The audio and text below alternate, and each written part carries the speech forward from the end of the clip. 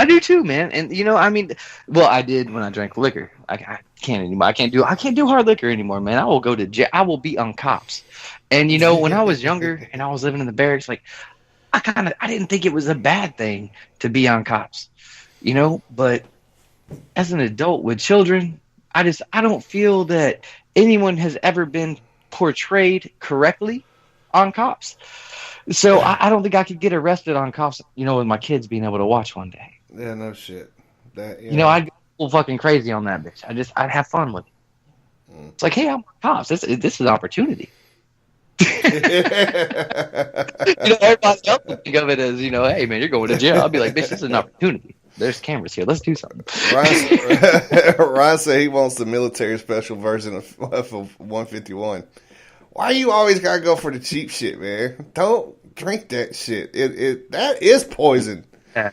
There's a reason why they call it military special. Oh, God. Yeah, I tried that military special shit the very first time when I was in Germany. I was like, it's cheap. It's fucking $5 a bottle. Oh, my God. Never do that again.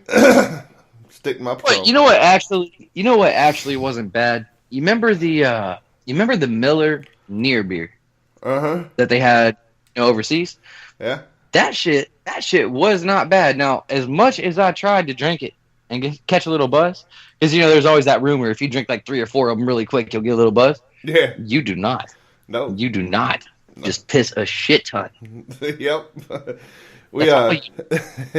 Me and my homeboy Shane went to this little barbecue joint over on the south side. And he's like, "Would you like to try our white zombie? It's our type of Hefeweizen." I was like, "Yeah, sure, fuck yeah, I'd love to have a good Hefeweizen." $6.99 a beer. I'm like, shit, we'll see. She brought the glass. She sat down on the table. I looked at it. I held it up, and I was like, I was like, "Ma'am, this ain't Hefeweizen." She goes, "Well, what do you mean it's not Hefeweizen?" I was like, "I spent 2 years in Germany. I should not be able to see through this glass." It's like, it's not heavy. She goes, "Well, you want me to take it off for you?" I was like, "Yeah." And then she went to go grab the glass. So I was like, "No, you can take it off the ticket, but I'm still going to drink it." So I got free beer out of the deal. Just saying. Still was no heavy. Here's how we know there's a problem with Ron. Do you see this shit? He said, Hefeweizen, yuck. North Carolina barbecue. Yes, we all know that. Like I said, your answers are your comments are generic today, man. You need to step your fucking game up. I expected more of you. Now the apple pie moonshine, I will side with you on that. I am partial to that shit. I do like that, but everything else.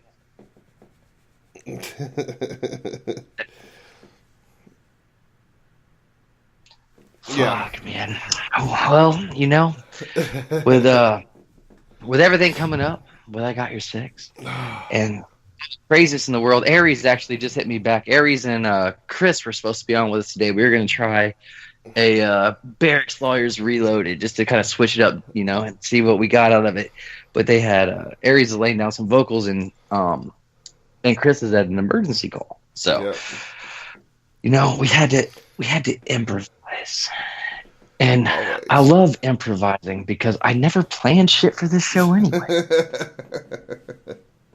I'm just saying. Like, I don't see country when you do a show, do you write out talking points? Like when you do the 3% morning show, do you write out talking points every day? You and Ghost, like you guys talk about the show when you're not doing the show? No, I just go kind of randomly scroll through BBC, see if there's anything good on there, and just kind of talk about Jap shit, whatever. Yeah, it's supposed to be funny, wake your ass up, get you motivated.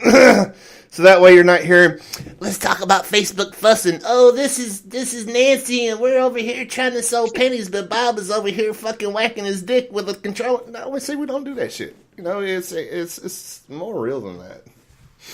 Okay, first of all, where did that voice come from? The boy standing behind me. Okay, just say that was ridiculous. Okay, it was supposed to be. I know. God damn, leave that where you found it. Country, you're better than that.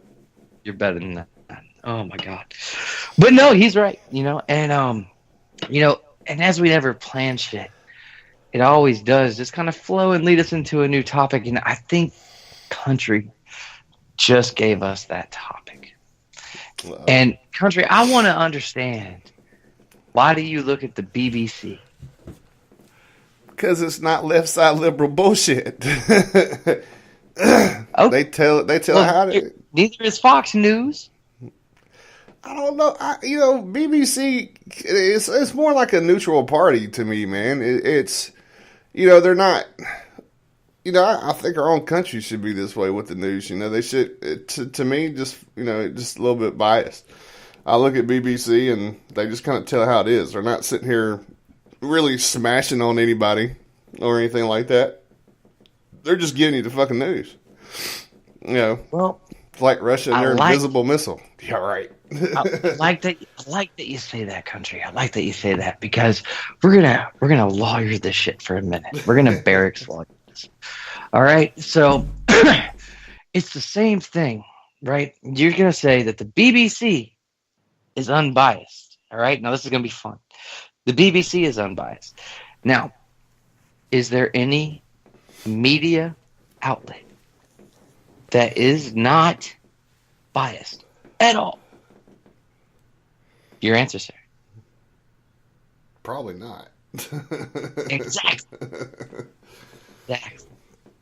So what's fun is that you actually have to, if you actually want to get world news, right? You got to read like everybody's shit. And then you got to find the thing that they're all bitching about the same. And that's the news. Okay. Now, like fucking Trump, he just said he was going to put tariffs on steel and aluminum. Well, that pissed off China and it pissed off Britain. It pissed off Europe in general. And so, the BBC, they're going to be a little biased when it comes to that article. Americans are going to be biased. That affects a lot of jobs. It's a ballsy move. Is it the right move? Who knows? We'll see. But the guy, does build companies well and makes good business decisions. You may not like his Twitter. You may not like the other shit. Say what you want. I think that's smart. He said trade wars are easier to win than actual wars. I agree with that. Right. I agree. Trade war is easy to win. It's kind of like a barracks war, man. Like, I had this crazy barracks war. You ever had a barracks war, country? Unless it was on the beer pong table, no. Well, see, we did this thing, man. It was when they first stood up a new brigade at it's my first unit. It was the whole brigade basically getting there within a couple months of each other. So every living space was crammed, everything else, they didn't have everything ready yet. And we were living 4 men to a room. So you had 2 sets of bunk beds, or you could separate them out and put the 4 beds. However you wanted to create your little barracks room, you could do it. But it was 4 men to a room, and you shared a bathroom. So it was literally 8 men, 16 men back 4th from each other. So we started wars with each other. We did. Like my boy Killingsworth, he knocked on the door one day, and he just, as soon as it was answered, threw baby powder in the guy's a whole cup full of the guy that answered. Right? It's funny. Baby powder in his beer. Oh, I'd be so pissed. Oh yeah, it went everywhere. It was all over the whole room. They had to clean the whole fucking thing. You know what I mean? You got 4 grown men cleaning a room trying to clean up baby powder because one guy just knocks on the door and just throws it all in there, which was pretty fucking funny living in the next room over and seeing it. I thought it was hilarious. So I got drug into this war because I was the one. I actually got an Article 15 out of this shit. Fucking these dickheads drug a keg into my shower and draped a beer bong over it. Now it would have been funny, but we had a surprise health and welfare the very next morning. Oh, nice. So it went a little too far. I got in trouble for that one, but I took it. I didn't snitch. I was like, I'm just going to get all you fuckers back. So what I did was I went to the other 3 rooms and I started squirting lighter fluid all underneath the door. Nice. And I just dropped the Zippo outside of each door. I went around the barracks asking people if they had a lighter. Like, he's like, hey, bro, you got a Zippo, man, I could borrow for like 5 minutes. Like, I found 3. I just dropped them. Did you at least pull the fire alarm? No, because I didn't want to get in trouble. I'd already gotten in trouble. But I knew I had to send a message. So flames shot up under these motherfuckers' door, and it was on the tile that they had there. So it actually died out as soon, and most of them threw water on it anyway. Because they had it, like right when you walk in the door was like the sink, and then the bathroom that you share, and then it goes into the main room. Yeah. So it just literally shot up under the door and like into the first part of the bathroom. All of them freaked the fuck out. Like, but I'll never forget Killingsworth though, because he opened his door, and this dude was dark as fuck, and his eyes were just they always stood out. You always know how he was feeling almost off his eyes or what he was thinking. And his eyes are just so fucking wide, and he just opens the door and he's like, "Ain't fucking with you white boys no more." I'm fucking. He just shut the door. He locks it. He's like, "The game is over. I'm done." Right. So I won that one. I walked over to the other one.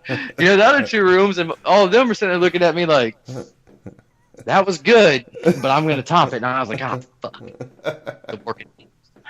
Thought I had it on that one, man. Yeah. Thought I had it. Shit. I had to say that. Damn. See, learning shit like learning this stuff now, it's funny as fuck. But I have to say, sometimes it irritates me because this is shit that I would want to have done back whenever I lived into the barracks. Especially with the two guys that love to have the beat off socks in the fucking floor and fucking room smell like a goddamn ashtray, and they look like fucking Oompa Loompas and never wanted to fucking do anything. This would have been perfect for them. Like, do your shit. I'm gonna fucking burn you. Just saying. Dude, it got ridiculous. Like, it got so out of hand. Like, I gotten up one night. It was a Saturday night at like 3 a.m. We'd all gone out. We were drinking. We were having fun. And this is in the same war, right? Mm. And mind you, 8 men are sharing one shitter. Okay? One shitter. So somebody got smart and put fucking saran wrap under the toilet seat. As much as I would have loved the humor, of someone sitting down and shitting on themselves, I had to projectile vomit. So I ran to the toilet to try to make it in, hit the saran wrap. It got me. Oh, it was bad. Oh, it got me. And that was payback for the lighter incident and the fire. So that was fair, and it was very well done. I'm so going to my homeboy's house and doing that shit. I'm so going to my homeboy's house and doing that shit because he is one of the type that he don't give a fuck who's there. He's like, I'll be right back. I gotta go shit. And you'll hear him in the fucking bathroom. Yep, that motherfucker's in trouble now. Hope you ain't listening. That is epic. Yep. It does happen, though. It does happen. But we have to hit our commercial break. We've hit the halfway point. So we've got to give a shout out to all of our sponsors. Thank you guys, every single one of you, for letting these just ridiculously stupid shows be possible, because we love them and we love to spread the motivation that each of these shows bring. So we'll be right back. What up, this is Aries Cobain of Redcon 1 Music Group, and you listening to the Dangerous Grounds Network. I mean, any place where I can say f*** is dope with me. I can say f***, right? Why y'all keep censoring when I say f***? Fuck it, and f*** your safe space. Let's get dangerous. The Magic Vape Shop. Come on in to the most extreme vape shop in the USA. The Magic Man will slam and mix all your vaping needs at prices you can't beat. With all the vape gear at your fingertips, the Magic Man will provide you with all your desires. See us on the web at themagicvapeshop.com. Let's get vaping. Yo, this is Jeff. This is Mark. I'm Mike. I'm Greg. This is Mick. We are Kings Hollow, and you're tuned into Dangerous Grounds Network. Yeah. Run by Special Ops veterans, putting people in war zones to work and working where others fear to tread. Each one of our products is manufactured in current or post-conflict areas. Your purchases fund women's education, mining efforts, and healing our veterans. High-quality products that make meaningful change for those less fortunate.